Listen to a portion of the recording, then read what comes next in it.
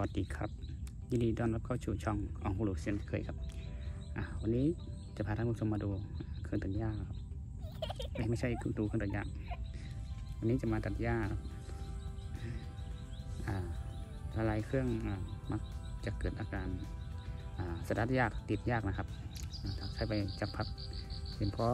สาเหตุเป็นหัวเทียนครับหัวเทียนมันดำอันนี้ผมถอดออกมาแล้วก็ชุบน้ำมันแล้วก็ล้างเอาไม้แปรงขัดก็ขาวสะอาดแล้วครับโอเคเอามาใส่กันครับแล้วก็จะมาสตาร์ทกันดูครับโอเคครับก็มาดูกันหลังจากเอาเทียนไอ้นี่ออกเอาล้างทำความสะอาดเสร็จแล้วไปใส่เข้าไปเปิดสวิตช์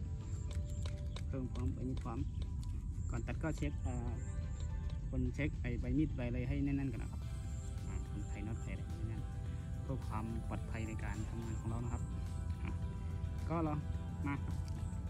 3 2 1แล้วดู